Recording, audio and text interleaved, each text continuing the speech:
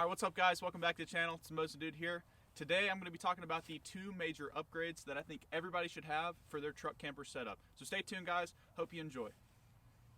Alright, so the two items that I highly recommend everyone have for their truck camping setup is actually two things that you can see right here in the frame itself. One is pretty obvious and the other is maybe a little harder to see. But I highly recommend adding these because they're basically just game changers in my opinion. And I'm not talking about the normal stuff like, oh, you need a 0-degree sleeping bag or you need a mattress foam. Those things are really nice.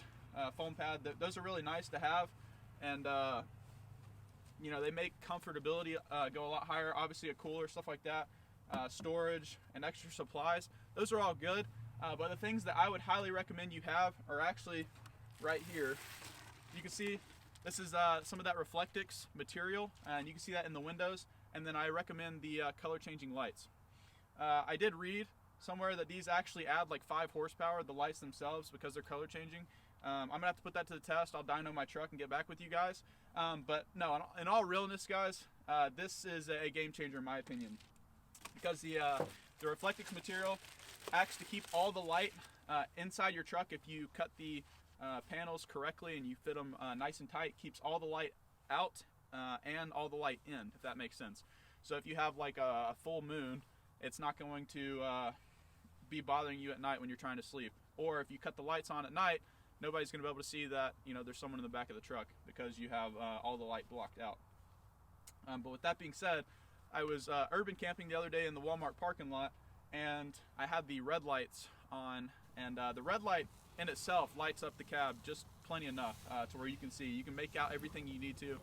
You could probably read a book. I didn't try, but you could probably read a book. It's enough light. The white light is obviously it's going to light up the entire cab, but from a security standpoint, it may emit more light if you don't cut your panels correctly. I didn't cut this back panel correctly. The side ones are like form fit, but the back one has a few little holes that you can see. And with the white light, even though I have this 5% window tint all the way around the camper shell, you can still make out some stuff inside, and I don't really like that. But the red light is like absolutely crazy. And then also, a little known fact people don't necessarily know about your night vision.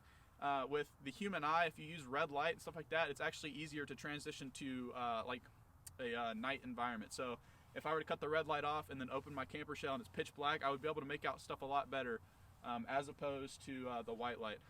Pretty cool little fact. Actually, Mythbusters did a kind of like a test with night vision and stuff like that with like pirate eye patches back in the day when they were a big deal. I guess they've kind of fallen off the face of the earth. But regardless, yeah, those are the two things that I would recommend that you have in your truck camper that you add to your normal everyday necessities for camping. So again, the lights and the Reflectix stuff. The lights I got from Lowe's. Actually, I got both of them from Lowe's. The Reflectix was like a 25-foot roll.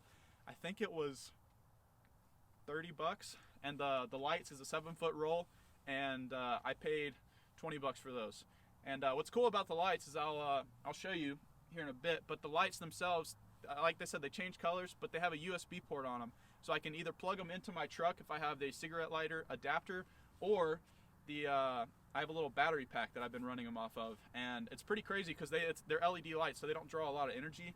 And I ran the lights for probably an hour and a half the other night when I was camping, just about straight, and the battery only ticked down like 2 marks out of the 5. So what is that, 40% of your battery?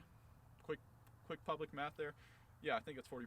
Either way, they don't draw a lot of power, which was a pretty big deal in my opinion. So along with adding some horsepower to my truck, a little bit of coolness, they're very usable. So those are the two things that I would recommend you guys taking a look at and potentially adding to your truck camper.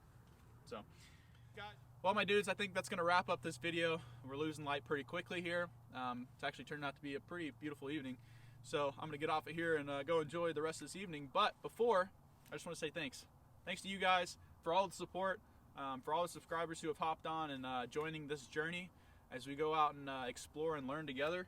I really appreciate that. I appreciate all the comments and recommendations you guys give me, not only on my truck but my gear and other items and stuff like that.